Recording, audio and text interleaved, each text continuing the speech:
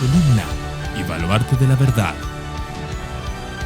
edificando con sana doctrina a la Iglesia de Cristo.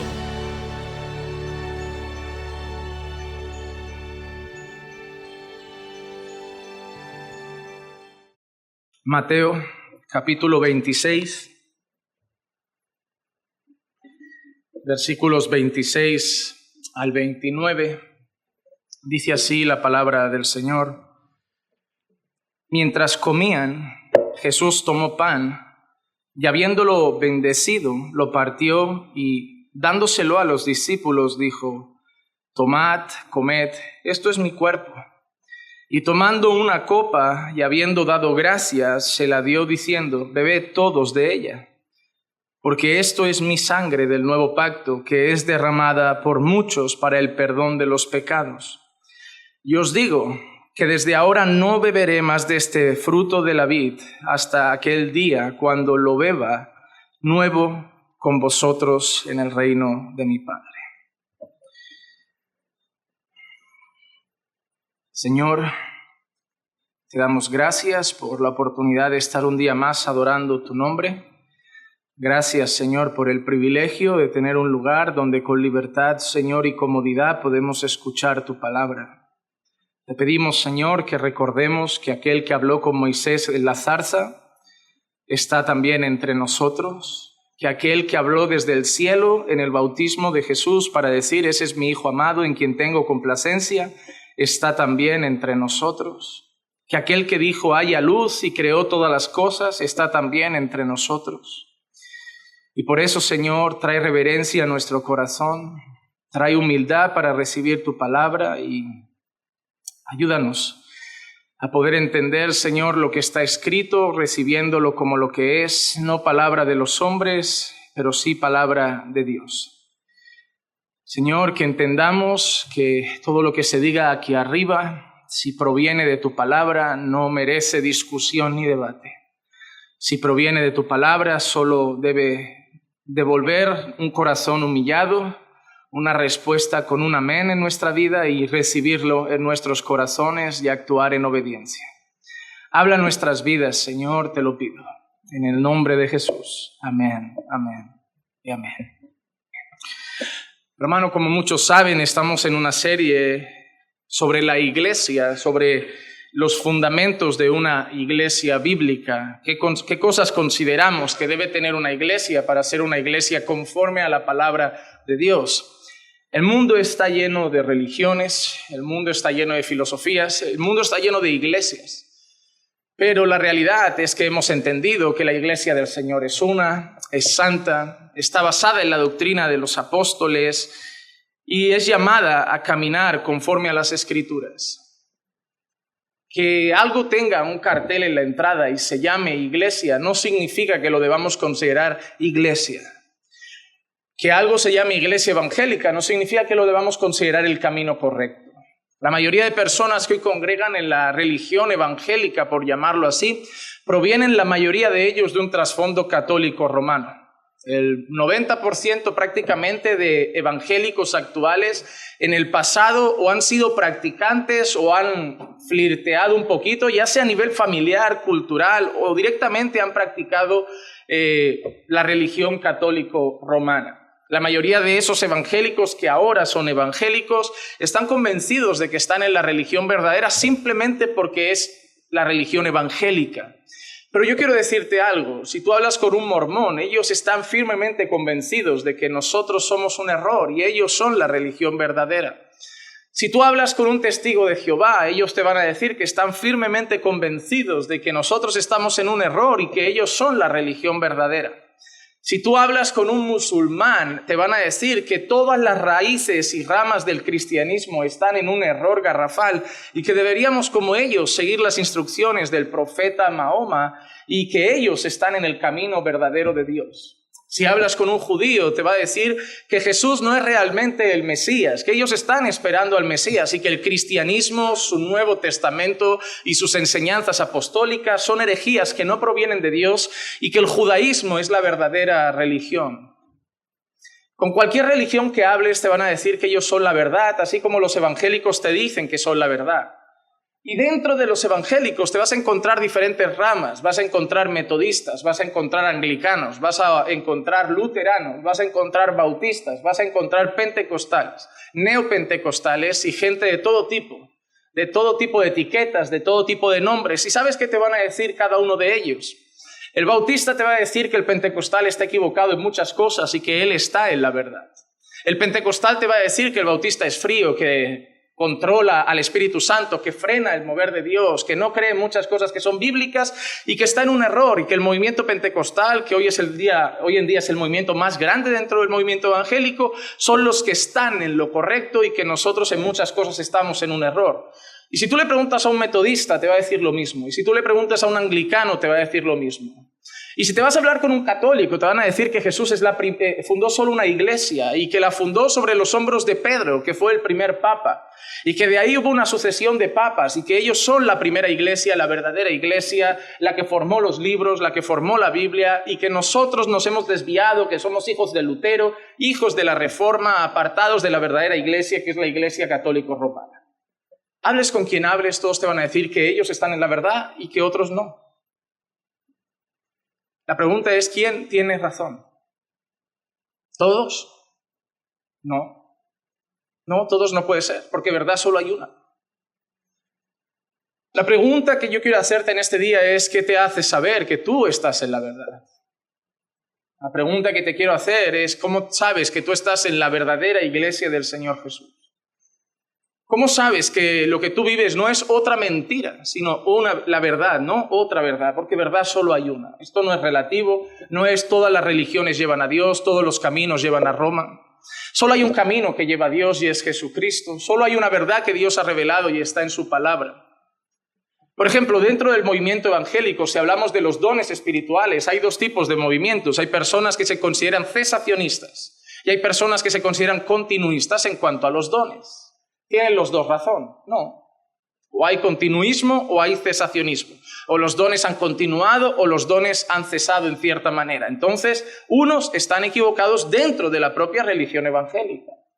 Dentro de la religión evangélica, cuando pensamos en el fin de los tiempos, te vas a encontrar personas que son amilenialistas, te vas a encontrar con personas que son dispensacionalistas, te vas a encontrar personas que te van a decir que va a haber un rapto, luego van a haber 7 años de tribulación, con la gran tribulación, y que luego al final ahí vendrá Jesús, reinaremos 1000 años literalmente con él, luego pasará otra cosa. Pero en eso te vas a encontrar otros evangélicos que te van a decir que no hay un rapto antes de la gran tribulación, que lo único que la Biblia anuncia es la segunda venida de Cristo y que al final lo que vamos a esperar como creyentes es simplemente que Cristo venga en su segunda venida y que el reino milenial no es algo literal, sino que como muchas cosas de Apocalipsis es un lenguaje simbólico y que realmente Cristo ya está reinando a través de su iglesia en este tiempo y a través de la obra del Espíritu Santo, porque Cristo está por encima de la obra de Satanás. Entonces vas a encontrar dos verdades dentro de la iglesia evangélica en cuanto a esa manera de ver las cosas. ¿Todos tienen razón? No, unos están equivocados. En cuanto a Israel, tú vas a encontrar evangélicos que te van a decir que Jesús, que Dios tiene dos historias, una historia con la nación de Israel y otra historia con la iglesia, que son dos pueblos diferentes, dos historias diferentes, dos cosas que va a hacer Dios diferente. Tiene una historia para la nación de Israel, tiene una historia para la iglesia. Pero luego dentro de los evangélicos te vas a encontrar un pueblo que te va a decir que Dios solo tiene un pueblo, que ha derribado la barrera intermedia que separaba judíos y gentiles y que el verdadero Israel no es una nación geográfica, que el verdadero Israel es todo creyente en Cristo, ya sea judío o gentil, todos aquellos que han creído en el Señor, el pueblo de Dios, unidos un solo pueblo, con un solo pastor. Dentro de la iglesia evangélica hay esos dos pensamientos. Y no te hablo de herejes malos, te hablo de que John MacArthur cree que la iglesia es una cosa y Israel es otra cosa. Y que pastores buenísimos como Sugel Michelén también te dice que no, que Dios solo tiene un pueblo. John MacArthur y Sugel son grandes expositores, son grandes predicadores, son grandes maestros. Ambos los considero hombres de Dios. Uno está equivocado. Y así podemos seguir con infinidad de cosas. Hermano, necesitas conocer las Escrituras. Porque tú no puedes ir a una iglesia y simplemente que te digan algo que suene bien lógico y que suene coherente y simplemente decir, ahora soy bautista. Mañana tienes una charla en la mesa de tu casa con un pentecostal que te dice 4 cosas que están mal aquí, que ellos siguen bien, y de golpe dices, tienes razón, ahora soy pentecostal, me cambio de iglesia y me voy a la tuya. Y mañana te viene alguien con un kipá y te dice, ¿sabes qué? Hay que volver a las raíces hebreas. El Sabbat siempre fue el día sagrado, no sé cómo coméis cerdo, Dios estableció una dieta alimentaria, los evangélicos han cambiado las cosas, hay que volver a nuestras raíces, nosotros somos esas casas que habla el Antiguo Testamento. Y de golpe te vas a ver diciendo Yeshua en vez de Jesús, ya no dirás Dios, ahora dirás Yahvé, ahora no dirás Espíritu Santo, dirás el Ruach HaKodesh y cosas así, y de golpe le dirás a toda la iglesia que está mal, que comer cerdo es pecado, que el domingo lo puso Constantino y es algo de Roma y un montón de cosas, y estarás congregando los sábados, hablarás hebreo y serás judaizante. Y en eso te cogerá un adventista y te volverás loco porque dirás, ahora que soy judaizante, adventista del séptimo día, es que lo que dice Ellen White también tiene razón. Y el pastor Alejandro Bullón tiene mucha coherencia en sus palabras. Y de golpe serás adventista. Pero mañana te va a coger un budista, te va a decir, ¿has pensado en la reencarnación alguna vez? ¿Tú sabías que hay muchas vidas, que si te portas bien vas a reencarnarte en un hombre rico y si te portas mal te reencarnarás en una cucaracha? Y de golpe te va a sonar lógico, te va a sonar coherente, te va a contar 4 historias y vas a venir aquí diciéndole a la iglesia con una especie de bolitas en la mano de madera, todo rapado, diciendo, hay que seguir las enseñanzas de Buda, son el camino a la paz y la iluminación. Si tú no te estableces en la palabra de Dios, vas a ser llevado por cualquier viento de doctrina. Vas a ser hoy una cosa y mañana otra. Y tu familia católica va a encontrar al señor Luis Toro en internet, el defensor de los católicos, y te va a empezar a mandar un montón de vídeos. Y tú, como no tienes fundamento, le vas a mandar esos vídeos a tu pastor que le vas a decir, pastor, mira que me han mandado de este cura, mira lo que dice esta página católica. Y de golpe vuelves a adorar a Guadalupe.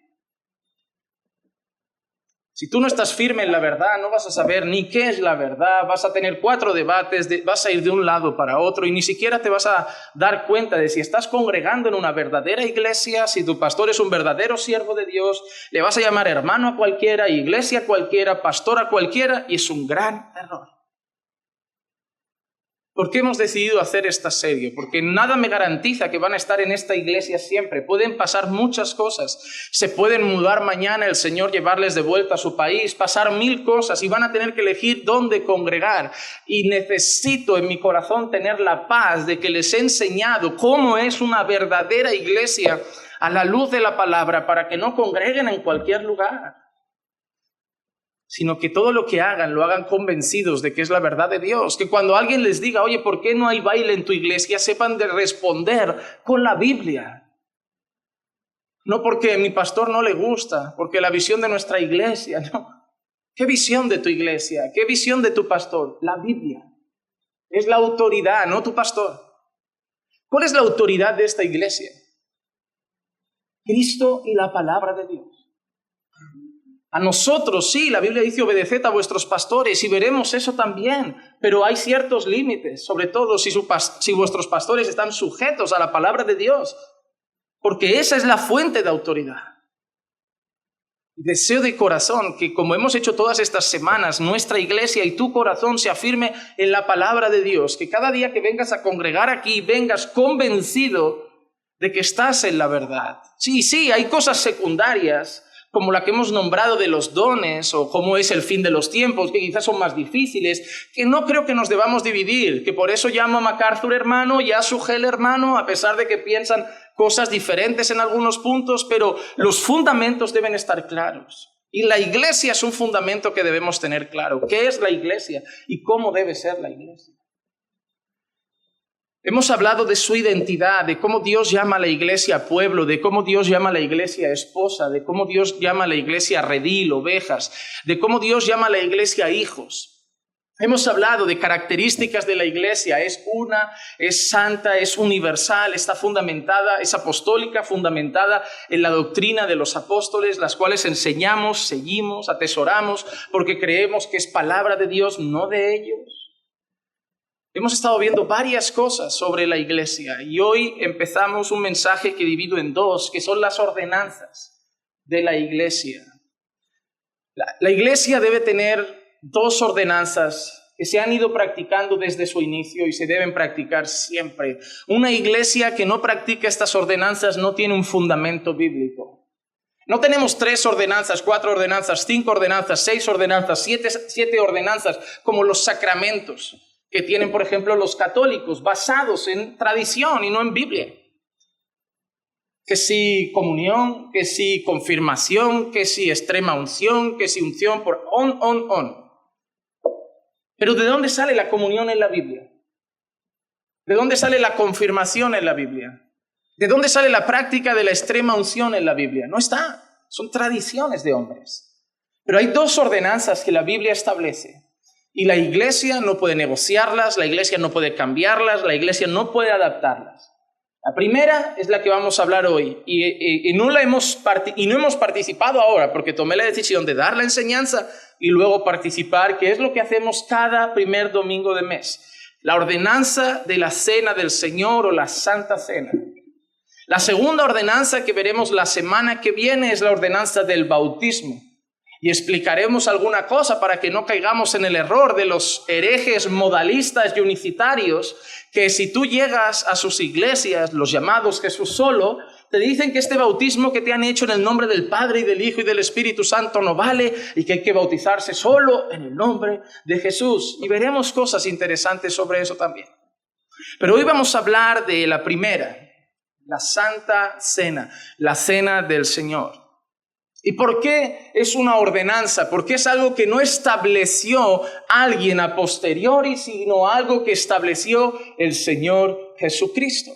Las ordenanzas no son establecidas por los hombres, ni siquiera establecidas por los apóstoles. Las ordenanzas son establecidas por el Señor Jesucristo. Nosotros creemos que esto es una ordenanza y ahora iremos al texto otra vez porque Jesús lo celebró y Jesús lo dejó a sus discípulos. Luego vemos a Pablo a los Corintios diciendo que él enseña lo que él mismo ha recibido del Señor. Entonces vemos que esa ordenanza es establecida también por los apóstoles. Y luego veremos la semana que viene el bautismo, que es otra ordenanza que dejó el Señor, ir por todo el mundo, predicad el evangelio a toda criatura, haced discípulos de todas las naciones y bautizarlos en el nombre del Padre, del Hijo y del Espíritu Santo. Otra ordenanza que dejó el Señor. Vamos entonces a nuestro texto y hoy vamos a hablar un poquito sobre la ordenanza de la Cena del Señor. Todos leemos cada mes ese texto de 1 Corintios capítulo 11 versículo 23 en adelante. Leemos siempre ese texto, pero ¿cuántas personas pueden hablar cosas de la Cena del Señor? ¿Qué debe tener la Cena del Señor? ¿Qué debe hacerse en la Cena del Señor? ¿Qué representa la Cena del Señor? ¿Quién puede participar de la Cena del Señor? Cuando leemos 1 Corintios y vemos, por ejemplo, que se debe examinar cada uno a sí mismo, porque el que toma indignamente la Cena del Señor, juicio toma y bebe para sí, hay gente que por miedo se queda sentado y se priva de la Cena del Señor. Y yo creo que muchas veces es por desconocimiento, y claro que da miedo, ¿no? Yo no quiero comer juicio para mí, yo hoy no participo, y a lo mejor es un regalo que Dios nos ha dado a los creyentes, y hay gente que se priva por desconocimiento. Así que hay cosas que envuelven la Cena del Señor que debemos conocer. Porque por un lado está eso y por otro lado está el que sí está comiendo y bebiendo juicio para sí, porque sí lo está tomando indignamente. Entonces vamos a ir a la palabra y hoy vamos a resolver algunas de esas preguntas para que desde este domingo, cada vez que participemos de la Cena del Señor, lo entendamos. Que sepamos lo que hacemos. Muchos, como he dicho, venimos de tradición católica y cuando vas allí y comulgas, no sabes ni lo que haces, simplemente pasas al frente, te meten la hostia en la boca y cuidado con la palabra, yo no sé si se llama así en todos los países, pero le llamamos así a la cosita esta, galleta esta que te ponen, pero la gente pasa y luego sale y se enciende el cigarro en la puerta y sigue su vida y va al bar un rato y se toma su cubata, juega las tragaperras, pero él comulga. Y hay mucha gente que pasa así y que viene aquí de visita, a lo mejor es católico y dice, hoy hay Cena del Señor, voy a comulgar también y coge el pan y toma el vaso y participa. Yo recuerdo un día que una visita de mis padres que no son creyentes coincidió con la Cena del Señor. Y cuando los hermanos iban a repartir la Cena del Señor, yo ese día también la repartía porque éramos pocos, era el inicio de la iglesia. Y mi padre y mi madre de golpe se ponen de pie cuando dijimos que se ponga de pie quien va a participar. Como personas de tradición católica, ellos dijeron, pues hoy comulgamos, ¿no? Yo pasé por su lado y con todo el pesar de mi corazón, no quería que se enfadaran conmigo, pero tampoco quería ofender al Señor. Les dije, por favor, sentaos. Y me miraron así como raro. No daba tiempo de parar el culto y explicarles todo. Les miré simplemente de una manera, con una mirada típica que tengo yo y que todo el mundo entiende, y mis padres se sentaron. Pero yo no lo hice porque los odio, porque creo que son peores que yo, simplemente porque entiendo las Escrituras y creo que ellos no debían participar, porque no son creyentes. Y la cena del Señor es para creyentes, nacidos de nuevo, pueblo de Dios. Entonces vamos a ver algunas de esas cosas. Mateo 26, del 26 al 29, solo como texto introductorio, vamos a analizar un poquito la escena. Mientras comían, Jesús tomó pan y habiéndolo bendecido, lo partió y dándoselo a los discípulos dijo, tomad, comed, esto es mi cuerpo. Y tomando una copa y habiendo dado gracias, se la dio, diciendo, bebed todos de ella, porque esto es mi sangre del nuevo pacto, que es derramada por muchos para el perdón de los pecados. Y os digo que desde ahora no beberé más de este fruto de la vid hasta que el día cuando lo beba nuevo con vosotros en el reino de mi Padre, de nuevo con vosotros en el reino de mi Padre. Hermanos, había una costumbre en el pueblo judío, una tradición que ellos celebraban y era la Pascua, ¿verdad? Por eso es bueno entender el Antiguo Testamento para entender muchas cosas del Nuevo Testamento y el por qué nosotros no seguimos haciendo la Pascua. Una pregunta así al aire, ¿por qué nosotros no celebramos la Pascua? Cristo es nuestra Pascua. Cuando nosotros celebramos la cena del Señor, nosotros celebramos la Pascua. Una de las cosas que más adelante quiero traer a la iglesia, explicar y enseñar es precisamente eso. Nosotros tenemos dos cosas que nosotros arrastramos como símbolos de nuestra fe, como fundamentos de nuestra fe, como principios de nuestra fe. En el estudio de Hebreos hablaremos del nuevo pacto. Dentro de poco estamos entrando en ese tema. Y nosotros cuando vemos el antiguo pacto, había dos elementos que tenía el antiguo pacto que marcaban a un creyente como parte del pueblo de Dios. Primero, la circuncisión. Ustedes saben, todo el pueblo judío debían circuncidarse como sello de que son parte del pueblo de Dios. Pero en esa circuncisión solo entra un género de los dos que hay, no de los 854 que hay y los que van apareciendo. Solo los hombres podían ser circuncidados, las mujeres no eran circuncidadas. Pero la circuncisión era el sello del pacto que Dios había hecho con su pueblo y por lo tanto esas personas pertenecían al pueblo de Dios. ¿Cuál era el segundo elemento? El segundo elemento que celebraba el pueblo de Dios como un sello, como un fundamento, como parte de los elementos de ese pacto que los hacía pueblo de Dios era la Pascua. Celebrando la libertación del pueblo de Dios de la esclavitud en Egipto.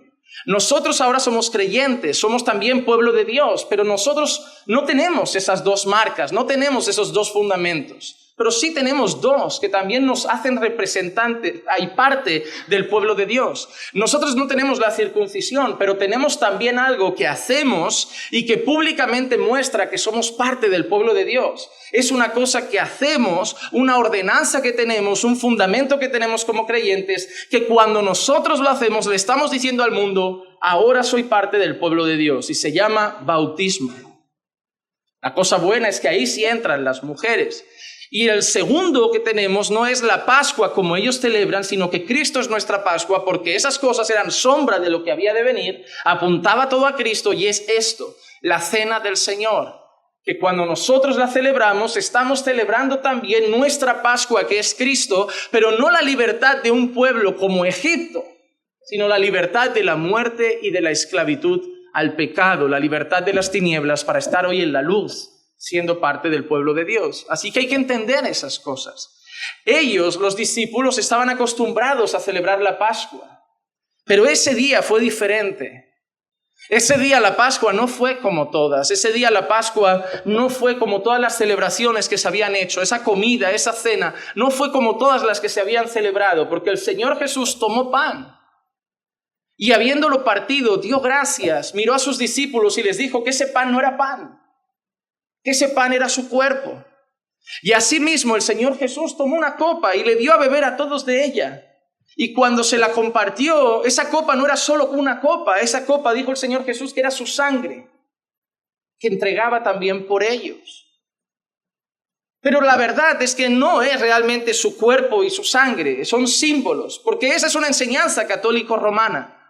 La enseñanza católico-romana sobre la Cena del Señor es una enseñanza que ellos entienden literalmente. Cuando nosotros participamos de la Cena del Señor o ellos comulgan, ese jugo es literalmente la sangre de Cristo y ese pan es literalmente el cuerpo de Cristo, que Cristo se hace literalmente presente en los elementos y eso no es real.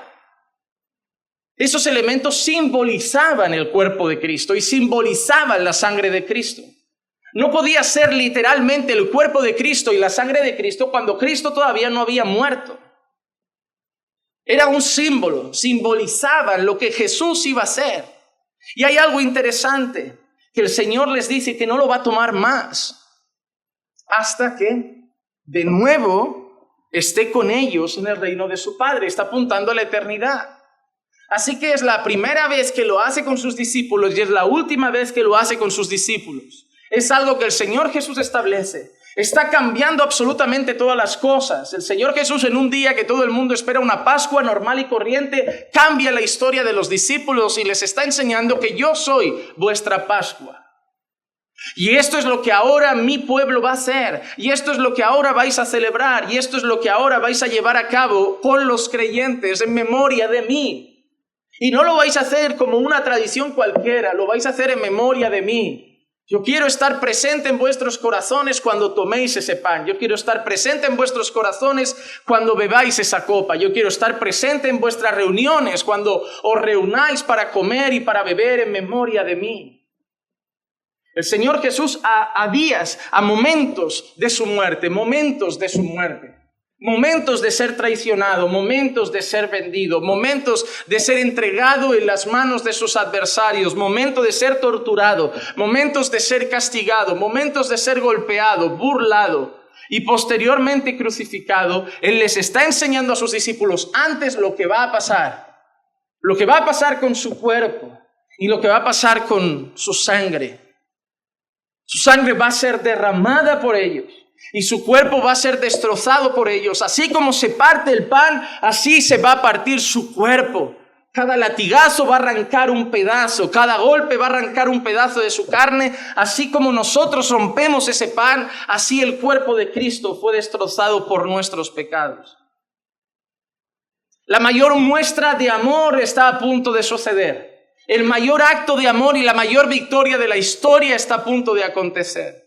Y es interesante porque todas las victorias para nosotros están rodeadas de gritos de alegría y de aplausos, pero la realidad es que la mayor victoria de la historia estuvo rodeada de lágrimas, de golpes, de soledad. Pero cambió el mundo y principalmente cambió nuestro mundo. Mi vida es otra antes y después de Cristo. Para mí la Cena del Señor no es cualquier cosa. Y lo primero que quiero comentar es lo siguiente. Hay veces que personas me preguntan cada cuánto se debe tomar. La Biblia no lo dice. Y esa es una realidad. Y nosotros no podemos enseñar lo que la Biblia no enseña. La Biblia no establece cada cuánto se debe tomar la Cena del Señor. Nosotros vemos momentos y escenas donde la iglesia la tomaba cuando estaba reunida, pero no vemos cada cuánto debe hacerse. Hay iglesias que lo hacen cada semana cuando se reúnen el domingo para adorar al Señor. Hay iglesias que lo hacen cada 15 días. Hay iglesias que lo hacen incluso cada año. Cuando nosotros empezamos la obra, simplemente quiero explicarlo. Nosotros no lo hacemos cada semana para que no se vuelva algo banal, algo tan rutinario y tan común que al final en el corazón de las personas pierda su esencia, su significado, pierda el ser algo especial y por lo tanto se vuelva algo que no le demos el valor que tiene. Y por eso no quisimos hacerlo cada semana. Pero tampoco queríamos hacerlo cada año porque veíamos absurdo una participación tan lejana de algo tan importante para los creyentes. Y por eso establecimos hacerlo cada mes. No hay un fundamento bíblico para eso. Pero tampoco hay nada que diga que está mal porque la Biblia no establece cada cuánto se debe celebrar la Cena del Señor. Pero ahora sí vamos a ver algunos elementos del texto que siempre leemos en cuanto a la Cena del Señor y vamos a entender qué involucraba. Primera de Corintios, capítulo 11, nos va a enseñar lo que Pablo dice sobre la Cena del Señor, pero siempre empezamos a leer en el versículo 23. Pero hoy no quiero empezar a leer en el versículo 23. Nosotros siempre hemos enseñado a la iglesia que a la hora de enseñar y de predicar lo más importante es el contexto. Si no entendemos el contexto, un texto fuera de su contexto solo sirve para crear un pretexto. Y nosotros no queremos hacer eso con la cena del Señor. Queremos entender lo que Pablo está diciendo. ¿Por qué? Porque cuando Pablo dice lo de comer la cena del Señor indignamente, está dentro de un contexto. Y si yo no entiendo ese contexto, yo voy a creer que indignamente son 1000 cosas. Y le voy a empezar a la gente a decir, tú no puedes, pero fuera de lo que Pablo está enseñando. Entonces vamos a entender primero la enseñanza de Pablo. Los versículos 17 al 19 primeramente nos enseñan qué pasaba en la iglesia. Hay algo interesante. El texto más precioso para nosotros y que siempre leemos sobre la cena del Señor no lo encontramos en la carta a los tesalonicenses, no lo encontramos en la carta a los filipenses, ni en la carta a los colosenses, ni en la carta a los gálatas. Y yo siempre he pensado, ¿por qué? Porque la iglesia de Tesalónica era muy madura, era una iglesia que espiritualmente crecía, era una iglesia espiritualmente sólida, una iglesia que mostraba amor, buenas obras. No sé, Pablo, podías haberlo puesto ahí. Podías haber puesto esa gran ordenanza, ese sagrado momento, esa sagrada práctica, esa santa práctica de la iglesia en esa carta a una iglesia sólida y madura, pero lo pone en la carta a los Corintios. Y la carta a los Corintios nos muestra que la iglesia de Corinto no es precisamente la iglesia más madura, no es precisamente la iglesia más sólida ni más firme. Al contrario, vemos que es la iglesia más desordenada, la iglesia con más prácticas pecaminosas, más inmadura en el uso de los dones y otras cosas, a la que Pablo más reprende, y en esa carta encontramos la cena del Señor.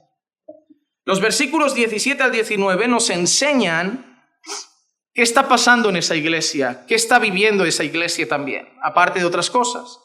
Dice, pero al daros estas instrucciones, no os alabo, porque no os congregáis para lo bueno. Mira qué interesante, no os congregáis para lo bueno. Hermanos, ¿se puede uno congregar para lo malo? ¿Se puede uno congregar para hacer chisme? ¿Se puede uno congregar para estar mirando al hermanito de al lado? ¿Se puede uno congregar para buscar defectos? ¿Se puede uno congregar para simplemente ver lo que está mal y salir y comentarlo? ¿Se puede uno congregar para lo bueno? Pero también se puede uno congregar para lo malo. Porque Pablo le dice a los corintios, no os estáis congregando para lo bueno. Es decir, os reunís, pero no os reunís para lo bueno. ¿Cuánta gente viene a la iglesia por motivos equivocados? ¿Cuánta gente sale del culto y simplemente habla de lo que no le gustó, de lo que estuvo mal del hermano? El hermano, ¿viste la hermana cómo vino hoy? ¿Viste la hermana la ropa que llevaba? ¿Viste el hermano esto? ¿Viste la hermana aquella? ¿Viste ese hermano que no vino? Falta más que una escopeta de feria a la iglesia. Y salen, eso significa que estuvo más pendiente. Hoy en vez de sentarme delante me he sentado detrás. Bueno, me he puesto ahí durante la alabanza porque quería comprobar algo que me di cuenta desde adelante durante varias semanas, y es la falta de reverencia al culto. Y eso muestra gente que se congrega por motivos equivocados. Hay gente que a la hora de la alabanza ni canta al Señor. Y no porque no se sepan las canciones, porque está pasando olímpicamente de todo. Hay gente que llega tarde, se queda atrás, está esperando como a ver si acaba esto y me siento, mirando a un lado, mirando a otro. Eso no es dar culto al Señor. Hermano, pon tu reloj 1 hora antes y llega la hora, porque no ves que luego desarmas todo el culto para que a ti te busquen el lugar apropiado. ¿No ves eso? Y queda bonito, intentamos que los hermanos lo hagan de la manera más ordenada posible, pero el desorden, la impuntualidad es una falta de reverencia. Hay gente que en vez de cantar llega tarde y lo peor es que me ha asomado por la puerta. Había el culto empezado, José Miguel estaba leyendo, estábamos empezando las alabanzas y había alguien en el baño esperando en la puerta y digo, el culto empezó, tú llegas tarde y con toda tu pachorra encima, primero voy a ir al baño. Le digo, hay gente que no se congrega para lo bueno y lo peor es que luego pasa porque es Santa Cena y da igual, voy a tener que cumplir mi religiosidad. A la iglesia hay que venir con la actitud adecuada, con el corazón adecuado y con la motivación adecuada. A la iglesia no se viene porque hay que fichar con Dios. A la iglesia no se viene porque hay que fichar con el pastor, me tiene que ver que vengo. A la iglesia no se viene porque es que he quedado luego con los hermanos y se va a ver feo si no voy al culto y luego como con ellos. Como yo decía, hay gente que en Nochevieja no se cuidaba tanto de cómo se cuida, pero no. Pastor, voy a faltar 15 días. No, hermano, ya bajó a 10. Pues 10. No, hermano, bajó a 7. Bueno, yo 10 por prudencia, pastor. Digo, el gobierno dice 7, tú 10. Tú eres más prudente que el gobierno, que ahora también lo baja a 5, señores. Al final te va a decir que si estás vacunado, quédate en la iglesia y ya está. No hay que guardar nada. No saben lo que están poniendo de normas. No, están más perdidos que el pueblo. Un gobierno perdido, un pueblo perdido. Pero luego llega Nochevieja y ves las fotos y dices, oye, ahí no se guardó tanto porque ha venido la prima, el abuelo, el vecino, pero hoy no viene. Porque tú sabes cuáles son sus prioridades. Es que mi mujer está hoy resfriada, pastor, no puedo ir a la iglesia, mi mujer no se siente bien, está paralítica, puede llegar al baño, se está muriendo, requiere cuidados, atención urgente, no puede andar. No, pastor, a ver, no está así tan grave. Entonces ven tú, dale tu culto al Señor. ¿Por qué faltáis 2 si uno está mal? Somos una sola carne. No, al cielo vais a entrar por separado. No pongas excusas. Y a eso podemos seguir. Hermano, no caigamos en el error de los corintios de congregarnos para lo que no es bueno. ¿Por qué vienes a la iglesia? ¿Por qué vienes el domingo? ¿Por qué vienes el martes? ¿Por qué vienes el jueves? ¿Qué te motiva? ¿Estar con los hermanos hablando? ¿Quedar luego con los hermanos? ¿O es el Señor? Hermano, la comunión está bien, pero déjame recordarte algo. Hoy no es el día tuyo, hoy no es el día de tu familia y hoy no es el día de los hermanos. Hoy es el día del Señor. Congrégate para el Señor. Cántale, órale. Escucha su palabra, habla con Él, entrégate a Él, pídele perdón. Expresa tus luchas, expresa tus cargas. Cuéntale tus tentaciones, cuéntale tus fracasos de esta semana, cuéntale tus debilidades. Relaciónate con Él. Hoy es su día contigo. Congrégate para el Señor. Congrégate para lo bueno. La iglesia de Corintio no lo estaba haciendo. No os congregáis para lo bueno, sino para lo malo. Versículo 18, pues en primer lugar, hay varias cosas malas, pero Pablo va a nombrar alguna. En primer lugar, cuando os reunís como iglesia, hay divisiones entre vosotros, dice Pablo, y en parte me gusta esa expresión. Me gusta esa expresión. Pablo dice, en parte lo creo. ¿Sabes por qué dice en parte lo creo? Pablo no lo ha visto. Pablo no lo ha visto. Pablo no ha visto esas divisiones. Por eso dice en parte lo creo. Pablo ha recibido noticias. Pablo ha recibido reporte. Pablo abría iglesias y como saben ustedes, Pablo no se quedaba siempre en la iglesia. Pablo seguía sirviendo, pero había gente que le pasaba reporte de cómo iba la iglesia. Y probablemente esos reporteros le decían a Pablo, Pablo, la iglesia está un caos, hay grupitos, ya sabes, ¿no? Los de ahí, los de Apolo, ahí los tuyos, ahí los que dicen que son de Cristo, ahí todos repartidos. Pablo, cada uno se cree mejor que el otro. Y Pablo dice, y en parte lo creo, porque Pablo probablemente está diciendo, igual no es tanto, igual me lo han exagerado un poco, pero creo que algo habrá porque os conozco. Así que la primera cosa que Pablo dice es que cuando os reunís como iglesia en una iglesia no puede haber divisiones. Ahora hay gente entrando en la membresía nueva. Mañana entrará más gente. Hay como 28 personas ya apuntadas desde que puse el cartel hace un par de semanas. Y hay 28 más queriendo hacer el curso. Yo no sé ni qué vamos a hacer. Todavía estoy cansado del último. Fue muy bonito, 5 sesiones preciosas, pero acabé y dije yo, bueno, pon ya el cartel, ya se irán apuntando dentro de un mes o 2. Ya hay 28. Va a tocar adelantarlo. Pero la realidad es que hay gente que cuando llega aquí, pues parece que hay como en la escuela la promoción del 88, la promoción del 87, hay gente que está el grupo de la promoción de la membresía del 2000, la promoción de la membresía del 2015, la promoción de la membresía del 2021... No puede ser así, no pueden haber divisiones. La iglesia no se puede dividir por culturas, por etnias, no se puede dividir por países, por nacionalidades, ni por quién llegó primero. Y eso depende de nosotros. Hay 2 cosas que debemos hacer. Yo no puedo quedarme sentado, esperar que alguien me haga parte del grupo. Yo no puedo quedarme sentado esperando que la gente me introduzca en su círculo de amistad. Yo tengo que poner de mi parte. Yo tengo que acercarme a los que son de la iglesia, presentarme, darme a conocer, querer quedar con ellos, querer participar con ellos, y de la misma manera los que están también tienen que poner de su parte para, en vez de quedarse hablando los que ya se conocen cuarto de hora ahí, ir a hablar con los que todavía no conocen, ir a hablar con los que son nuevos, dar la bienvenida a los que han llegado. Porque si siempre nos quedamos los mismos, vamos a acabar provocando algo que lastima a la iglesia y son divisiones.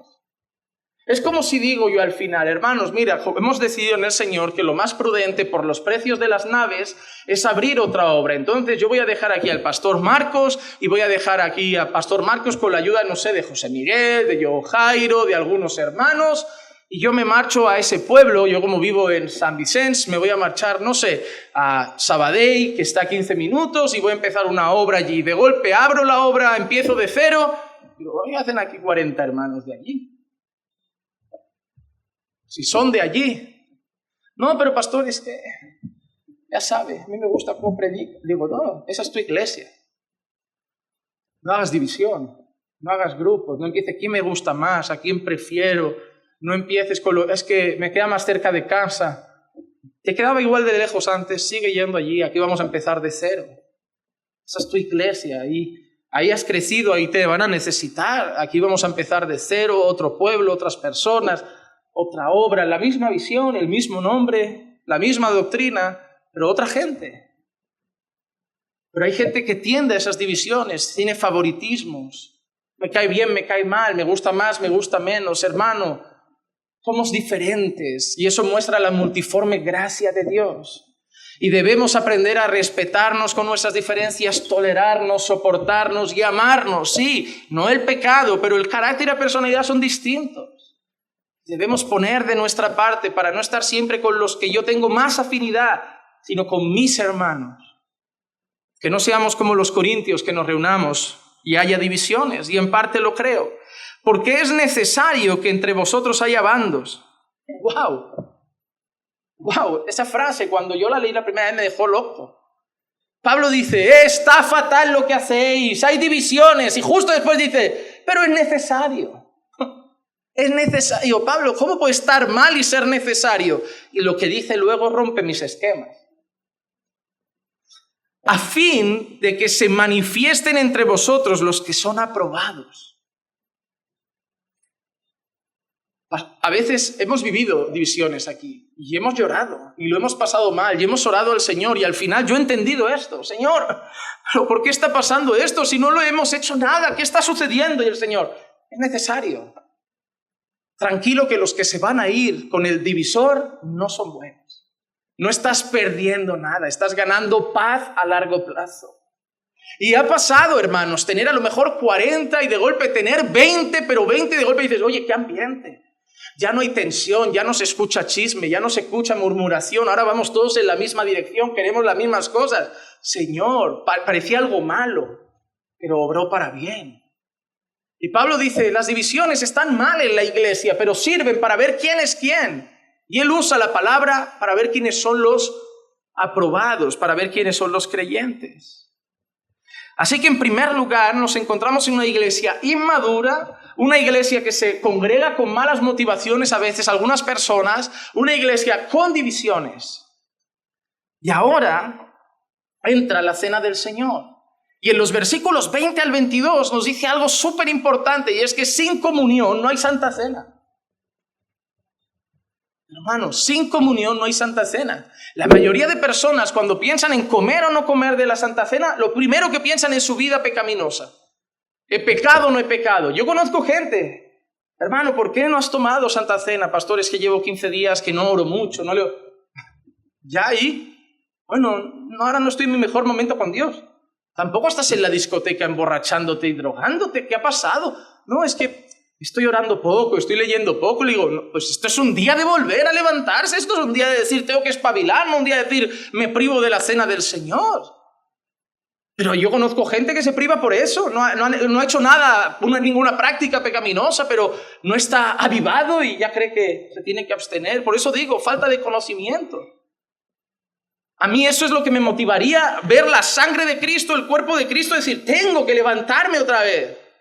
Con más motivo tengo que tomar. Esto me tiene que dar impulso, esto me tiene que ayudar. Esto me tiene que ayudar a ponerme a cuentas con Dios, a decir, Señor, perdóname, se ha enfriado mi relación, quiero volver a estar bien contigo y arrancar de nuevo. A mí esos elementos me redargullen, esos elementos me traen convicción de lo que no anda bien, esos elementos me dan otro abrazo de parte del Señor y me dicen, hijo, esto es gracia, pero venga, vamos, esto es gracia, pero tira. La mesa no es para los perfectos, es una mesa llena de gracia. Es una mesa para los Mefiboset, para los cojos y lisiados, que han recibido la gracia del rey, pero anda, espabila.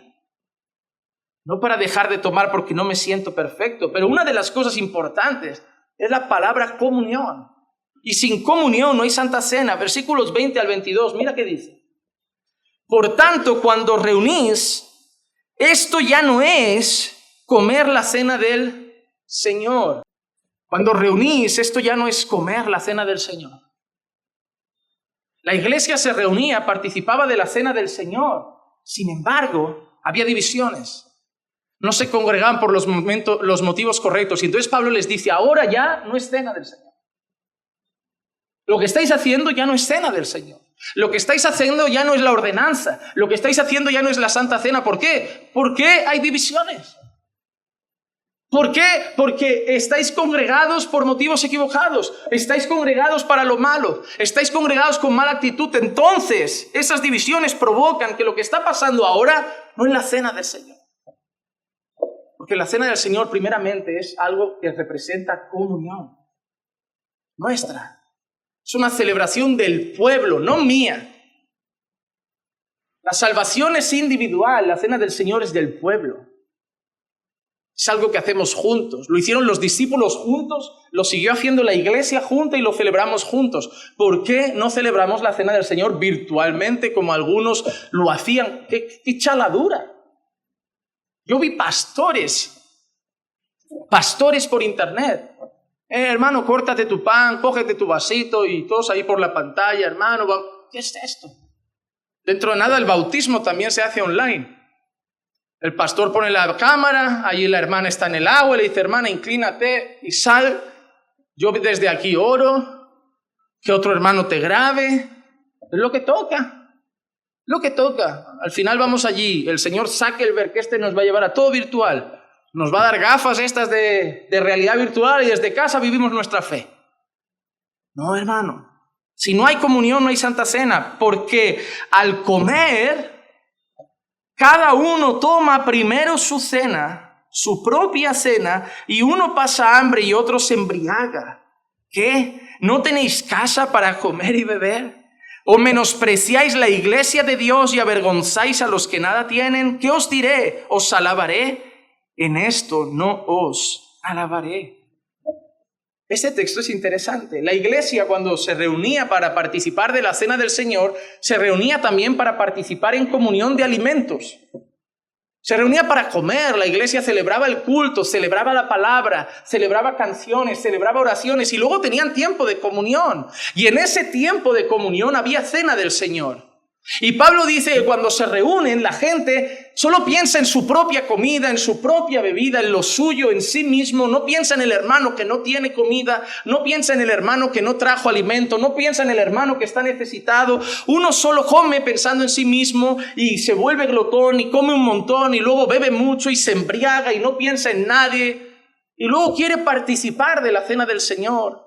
Lo que Pablo está diciendo es: os reunís de manera egoísta, os reunís pensando solo en vosotros mismos, os reunís con divisiones, pensando solo en vuestras propias necesidades y luego con vuestra cara limpia queréis ir ante el Señor y participar de la cena. Eso no es la cena del Señor, Pablo dice. La cena del Señor no es venir a vivir alguna cosa individual, es un momento de comunión. Es un momento en el que estamos juntos, celebramos juntos, participamos juntos, cantamos juntos, oramos juntos, leemos la Biblia juntos, tomamos los elementos a la vez. No los repartimos y uno ya se pone a comer y a beber. Empezamos, esperamos hasta que el último hermano tenga los elementos, esperamos hasta que el último hermano tenga una copa, esperamos hasta que el último hermano tenga pan. Y si falta, nos esperamos con paciencia. Hermanos, tienen todos, porque es algo que debemos hacer en comunión. Hermano, no esperamos por protocolo, no esperamos porque queda bien, no esperamos porque estéticamente es bonito hacerlo a la vez, esperamos porque debemos hacerlo en comunión. Esto no es, bueno, yo cojo lo mío, que cada uno pase, tome y se vaya a su casa. Bueno, hermanos, vamos a orar, ahí tienen pan, ahí tienen un vasito, tómenlo, lo tiran en la basura y se van y ya tomaron cena. No, es comunión. Pero la iglesia de Corinto era una iglesia egoísta, solo pensaba en sí mismos. Hermano, en la iglesia no se puede venir con egoísmo. No puedes pensar solo en ti mismo, en tu vida, en tu familia. La iglesia es una familia. Y es difícil, te lo digo por experiencia. En una familia te van a traicionar a veces, te van a hacer daño, te van a herir, te van a fallar. Pero también me pasa con mi mamá, me pasa con mi hermana, me pasa con mi papá. A veces me hacen llorar. Salimos de una comida familiar, llego a casa llorando, pensando por qué sigo yendo. Si luego me tiran esas indirectas, me hacen esto, me lastiman, prefiero quedarme solo, no quiero ni familia, no quiero nada. Y al día siguiente o al rato siguiente, en mis oraciones, el Señor me sigue diciendo, es que es tu papá, es tu mamá, es tu hermana. Perdona, traga, aguanta, soporta, ama, apágalos con bien. Y ahí vuelvo a quedar al tiempo y digo yo, otra vez, ya verás tú, a ver qué pasa hoy ruleta de la suerte. Hoy vamos a salir de aquí llorando con alegría. Una vez bien, 40 mal, pero él es familia, es la que toca. La iglesia me pasa lo mismo. Hay días que salgo riendo, hay momentos que lloro, hay días que salgo diciendo no hay mejor iglesia en el mundo, hay días que salgo diciendo quiero cambiar de iglesia. Pero luego oro y el Señor me dice, es la familia. Sigue orando, sigue amando, sigue sirviendo, sigue trabajando, es la familia. Y es así. Porque no vengo para ver qué me pueden aportar a mí, qué me pueden dar a mí, qué puedo ganar yo. Vengo a darme, vengo a entregarme, vengo a servir. Y no porque soy el pastor, porque soy creyente. Y tú deberías hacer lo mismo. Tú no deberías pensar en todo lo que tú puedes ganar en la iglesia, sino en todo lo que puedes dar en la iglesia. Y no hablo de micrófono, de ser maestro, ser pastor. Hablo de ayudar a tus hermanos. Un abrazo, una bienvenida al nuevo. Una visita al necesitado, una visita al enfermo. Eso es servir a tu iglesia, eso es servir a tus hermanos. La iglesia debe orar para que haya comunión. Sin comunión no hay Santa Cena. Porque la Santa Cena es una celebración nuestra, no mía. Yo no estoy celebrando a Cristo, estamos celebrando a Cristo juntos, en comunión. Y es ahí lo que debemos entender. La iglesia practica la Santa Cena. No es algo nuevo. No es algo que hemos inventado nosotros, es algo que la iglesia lo ha practicado. Y hemos visto en ese texto de Corintio que había comida, que comían, que bebían, además de practicar la cena del Señor. Y eso era muy común en la iglesia. Hechos capítulo 20 y versículo 7, mira qué dice, y el primer día de la semana, cuando estábamos reunidos para partir el pan, Pablo les hablaba pensando partir al día siguiente y prolongó su discurso hasta la medianoche. Primera cosa, ¿cuándo se reunieron? Primer día de la semana, ¿qué hora es? Es el domingo. El séptimo día sabemos que es el sábado, pero estos creyentes, ¿qué día estaban reunidos?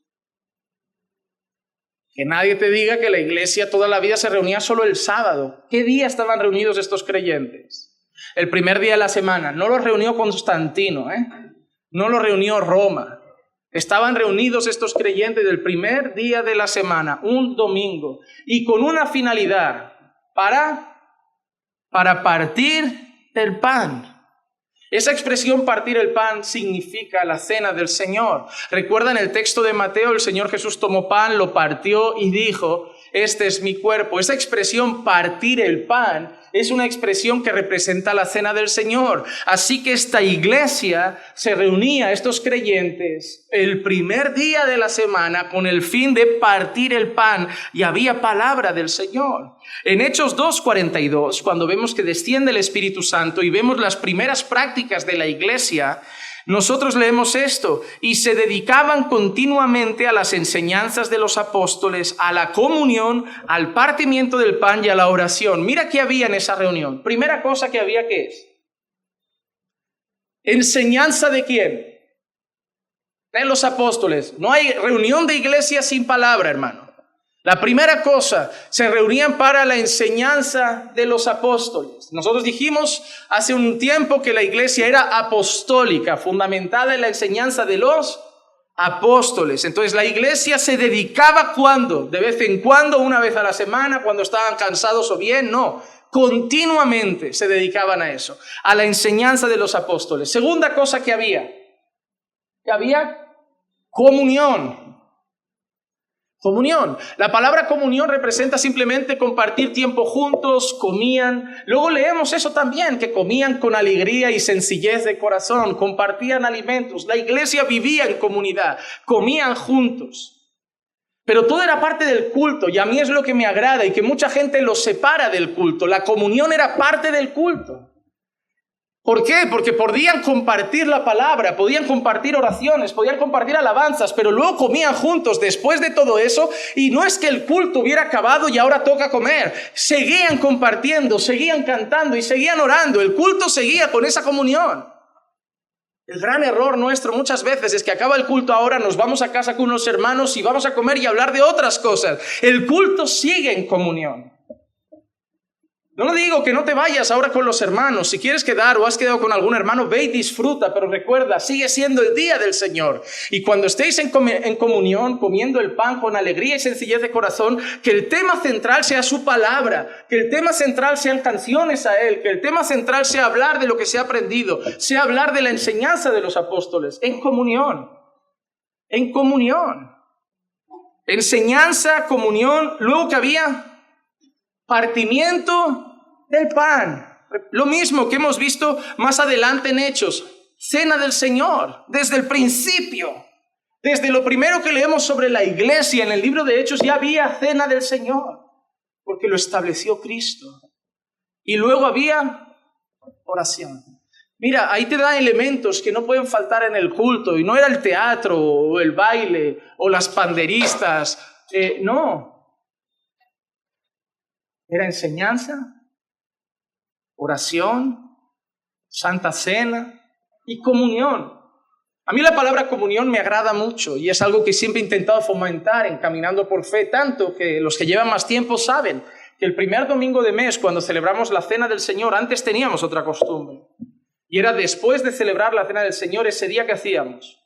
Intentábamos comer con alegría y sencillez de corazón, cada uno traía su comida, intentaba traer un poco más para compartir con el hermano que no tiene, no pensando solo en su propio plato, sino en el plato del, un invitado que no sabía que hoy había comunión y decirle, no te puedes quedar, yo te doy de mi comida que trajimos de más. Ahora no se puede hacer. Hermanos, te digo una cosa, a mí lo más triste que me parece de todo lo que está pasando y de las normas que hay es esa palabra, comunión. Porque puede haber palabra, puede haber oración, pueden haber cánticos, pero yo quiero celebrar la Cena del Señor con toda la iglesia. Yo quiero cantar al Señor con toda la iglesia. Yo quiero orar al Señor con toda la iglesia. Yo quiero compartir la palabra con toda la iglesia. Y sí, por espacio a veces uno está solo con un grupo, pero es la comunión lo que más necesita. La iglesia tenía comunión. Debemos luchar porque eso no se pierda. Conforme crezcamos como iglesia, será cada vez más difícil ser una iglesia familiar. Y eso es lo que más me preocupa de crecer. No me preocupan los números, que haya 1000 personas, da igual, un mejor altavoz y llega la palabra. Pero me preocupa perder la familiaridad de la iglesia. Les voy a ser sincero, hay personas de esta iglesia que sé que llevan 3, 4 meses y les sigo llamando hermano, no por gusto. No me sé el nombre y me apena. Me apena porque digo, ¿cómo le pregunto ahora? ¿Cómo te llamabas? Es que lleva ya 3, 4 meses. Cree que le llamo hermano porque así llamo a los creyentes, pero no, es que no me lo sé. Y como siga así, pueden haber 30, 40 que no me sé el nombre y yo eso lo veo ridículo en una iglesia. Y tú deberías hacerte la misma pregunta. Porque sigue llegando gente y sigo llamando cada vez a más hermanos por hermanos y hermanas y llegará un momento que me sabré el nombre de Marcos, de Nahum, de Gabriel y el resto serán mis hermanos. Pero yo no quiero que pase eso. Yo quiero que haya comunión. Yo quiero que la gente no diga, yo voy a la iglesia de un pastor. No, yo quiero que la gente diga, mi pastor se llama Juan Manuel. Juan Manuel es mi pastor, no un hombre por ahí que no me acuerdo de su nombre. Y eso requiere comunión. La cena del Señor requiere comunión.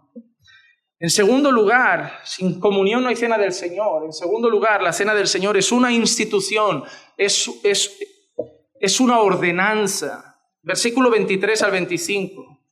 Porque yo recibí del Señor. Pablo no está ofreciendo algo que él ha inventado, que a él se le ha ocurrido, que cree que es bueno para la iglesia. Él ofrece algo que ha recibido del Señor. Yo recibí del Señor lo mismo que os he enseñado.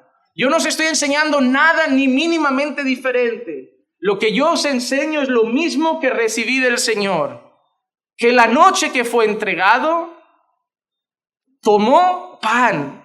Después de dar gracias, lo partió y dijo: esto es mi cuerpo que es para vosotros. Haced esto en memoria de mí. De la misma manera tomó también la copa después de haber cenado, diciendo: esta copa es el nuevo pacto en mi sangre, haced esto cuantas veces la bebáis en memoria de mí. Así que vemos una cosa importante: la cena del Señor es una institución del Señor Jesucristo. ¿Por qué celebramos la cena del Señor? Porque lo mandó el Señor Jesús. ¿Por qué bautizamos? Porque lo mandó el Señor Jesús. ¿Por qué evangelizamos? Porque lo mandó el Señor Jesús. ¿Por qué hacemos discípulos? Porque lo mandó el Señor Jesús. Y Él es el Señor de la iglesia. Y Pablo lo tiene claro. Os enseño lo que yo recibí, que el Señor Jesús, la noche que fue entregado, y si te das cuenta, Pablo cita lo que hemos leído en el libro de Mateo. ¿Qué está diciendo Pablo? Yo simplemente estoy diciendo lo que aquel día en aquella mesa, que Pablo no estaba, el Señor dijo. Y es interesante, Pablo no estaba en aquella mesa, pero significa que Pablo ha recibido también esa enseñanza. Pablo ha recibido también esa ordenanza y la transmite a la iglesia. Es una ordenanza del Señor Jesús. Y hay una cosa que no hemos hecho durante muchos meses y que después de analizar mejor el texto, y es curioso y no sé si casi pedir perdón al Señor por eso, la verdad es que en la intimidad del despacho lo hice. Y es que realmente estudiando esto hay una consagración de los elementos. Hay una consagración de los elementos. Cuando yo leo Marcos 14, 22 y 23, mira qué dice. Solo he cambiado, antes hemos leído Mateo, pero para que se den cuenta, porque Marcos lo muestra, da el dato, que a lo mejor Mateo no da, pero Pablo sí que ha dado. Y mientras comían, tomó pan y habiéndolo bendecido. Eso es algo que yo le dije: Señor, esa parte no la he hecho. Pero estudiándolo más a fondo, si tú lo hiciste, yo lo debo hacer. Llámame detallista, pero creo que es importante seguir los detalles que hizo el Señor Jesús. Y el Señor Jesús no solamente participó de la cena, Él dice que dio gracias. Es otra expresión para decir, y lo bendijo. Simplemente Él tomó el pan y dijo: Señor, gracias. Este es mi cuerpo. Gracias. Luego dijo: tomad, esto es mi cuerpo. Y tomando una copa, después de dar gracias también, se la dio a ellos y todos bebieron de ella. Entonces vemos que hay una consagración de los elementos. Número 1, sin comunión no hay Santa Cena. Número 2, la Santa Cena era una práctica de la iglesia cristiana desde el principio. Número 3, la Santa Cena es una institución de Cristo. Número 4, en la Santa Cena debe haber la consagración de los elementos. Porque Él no lo hizo solo con el pan, lo hizo también con la copa. Él lo tomó y dio gracias, Él lo tomó y lo bendijo. Y hoy lo haremos. Daremos gracias por los elementos. Número 5. La cena del Señor tiene un mensaje anunciado. Es una institución, es una ordenanza, tiene 2 elementos que deben ser consagrados, es una práctica de la iglesia, requiere comunión y además es un mensaje. Versículo 26 dice: porque todas las veces que comáis este pan y bebáis esta copa, la muerte del Señor proclamáis hasta que Él venga. En Lucas 22:20 leemos: de la misma manera tomó la copa después de haber cenado diciendo: esta copa es el nuevo pacto en mi sangre que es derramado por vosotros. 2 cosas vemos aquí. La primera, el Señor Jesús dice lo que es esa copa. Esa copa es su sangre, pero no es simplemente su sangre. Él añade otra cosa: mi sangre que es derramada por vosotros. Pablo ha dicho en el versículo 26 que cuando participamos de la cena del Señor anunciamos su muerte, su sangre derramada por nosotros hasta que Él venga. Porque el Señor Jesús dijo: esta es la última vez que lo tomaré hasta que lo tome de nuevo con vosotros en el reino de mi Padre, hasta que vuelva a buscaros. Por lo tanto, cuando nosotros participamos de la cena del Señor, hacemos unos anuncios. En primer lugar, anunciamos que Cristo murió por nosotros. Hermano, cuesta no llorar cuando participas del Señor si recuerdas esas cosas. Cuando conociste al Señor Jesús, cuando te predicaron el Evangelio y tu corazón se rompió al saber que habiendo sido malvado y pecador, Cristo murió por tus pecados, te entregaste a Él en lágrimas. Esas lágrimas deberían seguir brotando cada vez que recuerdas cada cena del Señor que Él murió por tus pecados.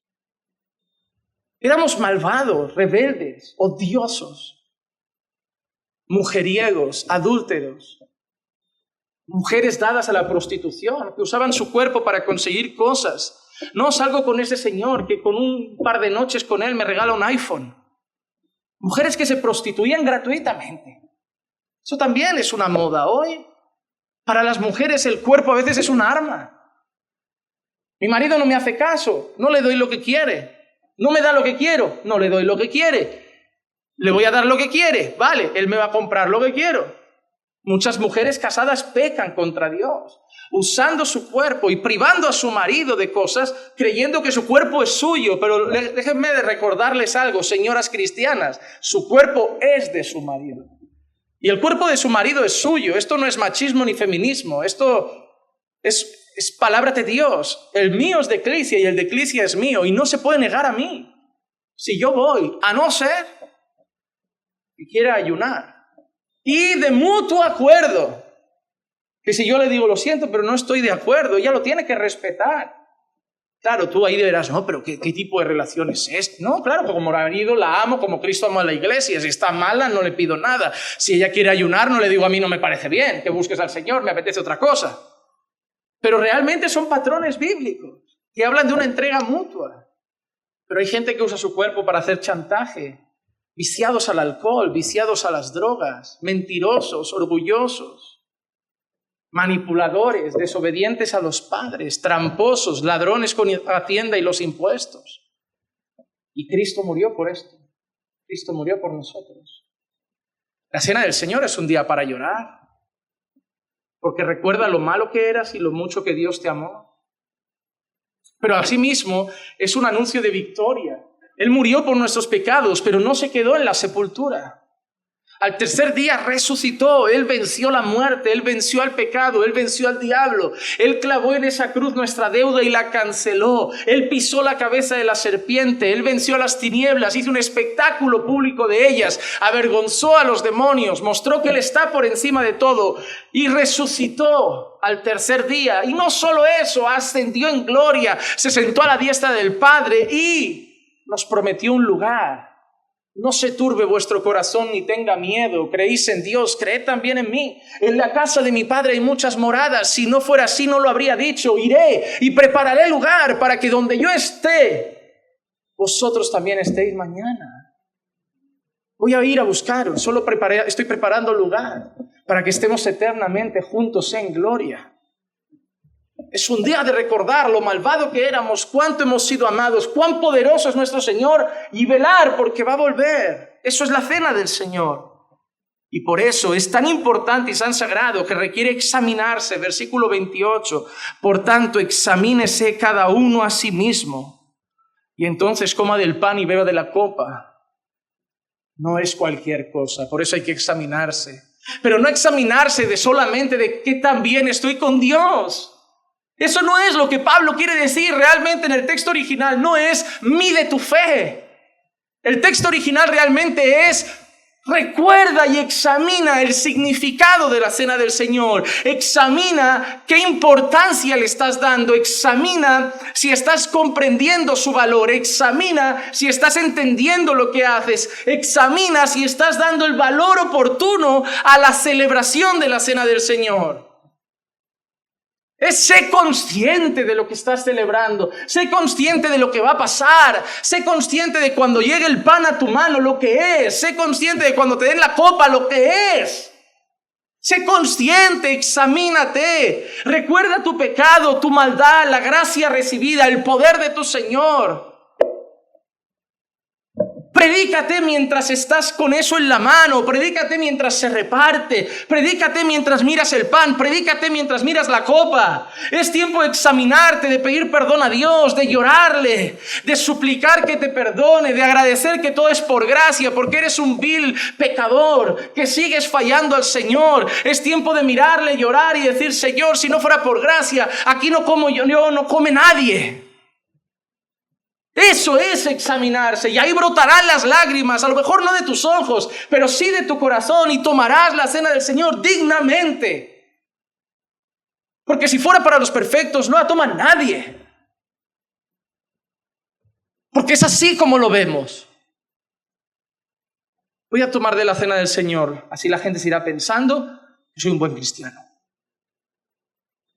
Hoy mira, la hermana no tomó, ¿qué habrá hecho? Eso es venir a dar culto de manera equivocada.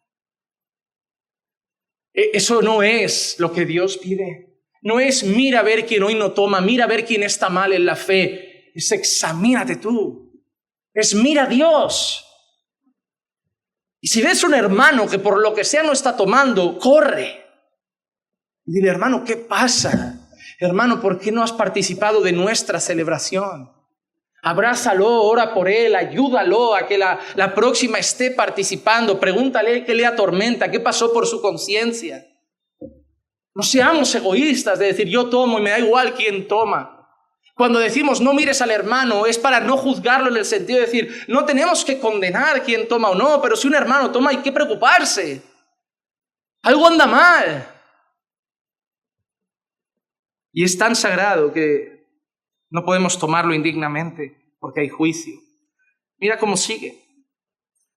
De manera que el que coma el pan o beba de la copa del Señor indignamente será culpable del cuerpo y de la sangre del Señor. Versículo 29 al 34. Porque el que come y bebe sin discernir correctamente el cuerpo del Señor. ¿El qué? Sin discernir el qué. Es lo que digo, es tener en cuenta el cuerpo del Señor, la sangre del Señor, el sacrificio del Señor. Es tener en cuenta lo que estás haciendo, su significado, lo que vale, lo importante, el valor del sacrificio de Cristo. Es lo que está diciendo Pablo. Sin discernir el cuerpo del Señor y la sangre del Señor, juicio come y bebe para sí. Por esta razón hay muchos débiles y enfermos entre vosotros y muchos mueren. Es que duermen, mueren. Es lo que significa. Dormidos en Cristo es morir, muertos en Cristo. Por esa razón hay gente enferma entre vosotros, hay débiles e incluso han muerto de disciplina de Dios. Porque han tomado la cena del Señor indignamente, no porque eran fallos y la tomaron. Que no pensaron en el Evangelio, no pensaron en Cristo, lo hicieron simplemente a veces por ego, por mostrar que eran buenos creyentes, pero no estaban pensando en Jesús. Estaban pensando en mostrarse como un fariseo más santo que el gentil. Estaban tomando la cena del Señor, dándose palmadas aquí diciendo: yo soy un buen creyente, yo oro, yo ayuno. No están pensando en el cuerpo de Cristo, no están pensando en la sangre de Cristo, no están pensando en su sacrificio. Los que murieron podían ser los que creyeron que eran más dignos de la cena del Señor. Y siempre hemos pensado que fue un pecador escondido que la tomó sin tener que tomarla. Cuidado, que a veces los que mueren antes ante Dios son los fariseos y los justificados son los publicanos. Porque a lo mejor ese pecador dijo: Señor, yo esta semana hice esto. No soy digno. Y el Señor te va a decir: ¿y quién es digno? ¿Quién es digno? Señor, pero es que te fallé justo el viernes y hoy es domingo. ¿Qué pasa? Que si me hubieras fallado el 2 de diciembre, cambia la cosa porque tuviste más tiempo de hacerlo bien. Es que, Señor, así hubiera tenido más tiempo de ponerme a cuentas contigo, ¿no? Ponte hoy. Arréglate hoy conmigo. Lo hiciste ayer o lo hiciste hace una hora. Acabas de gritar a tu esposa y piensas, ¿cómo voy a tomar la cena del Señor si acabamos de discutir? Tómala. Pero mira a tu esposa a los ojos y dile, lo siento. Y cuando la tomes, llora arrepentido. Y llega a casa y abraza a tu esposa y dile, no somos dignos, pero tenemos su gracia. Vamos a pedirle perdón por lo que hemos hecho. Eso es lo que provoca la cena del Señor. No fallé ayer, hoy me privo. ¿Qué pasa? ¿Y cuál es el día permitido para fallar y poder tomar? Si fallé hace 15 días y los otros he orado, ¿está bien no tomar? No hemos entendido la cena del Señor. Sí, si no eres creyente no puedes tomar. Si no has nacido de nuevo no puedes tomar porque es de la iglesia, no es del mundo. No soy creyente, me siento mal. Esto no es del mundo, es de la iglesia. La iglesia partía el pan. Cristo y sus discípulos partían el pan. Si tú no eres creyente no puedes tomar.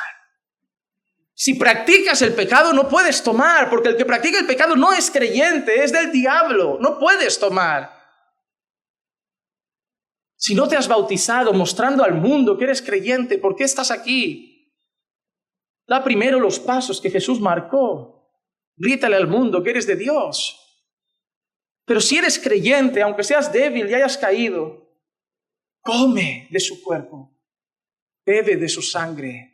Y que tu corazón hoy se rinda ante Él, humillado, pidiendo misericordia, como el publicano que dijo, pues Señor, yo no soy tan bueno quizá como los que toman. Si no fuera por ti, yo no estaba aquí. Pero Señor, yo quiero estar bien contigo. Yo estoy cansado de fallar, yo estoy cansado de tener este orgullo, yo estoy cansado de tener este carácter, Señor. Y vas a tomar y vas a recordar, pero tú moriste por eso mismo. Y eso te va a dar fuerza para decir, no, Señor, te voy a honrar más. No somos dignos.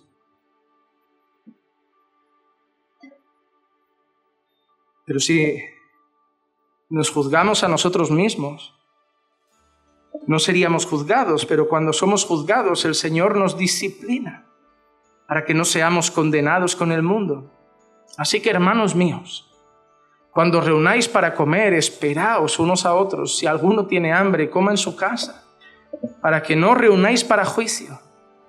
Los demás asuntos los arreglaré cuando vaya. Vamos a celebrarlo hoy en comunión. ¿Y por qué digo que es para la iglesia? Porque cuando lo hacemos, y termino con esto, celebramos que somos parte de un nuevo pacto. Así como ellos tenían la Pascua. Hebreos 9:15, que pronto lo estaremos estudiando, dice, y por eso Él es mediador de un nuevo pacto, a fin de que habiendo tenido lugar una muerte para redención de las transgresiones que se cometieron bajo el primer pacto, los que han sido llamados reciban la promesa de la herencia eterna. Jesús dijo, esta es la sangre del nuevo pacto. Hermano, nunca vuelvas a tomar la cena del Señor de cualquier forma. Nunca. Hermano, hoy no mires si la toma el de al lado. Examínate.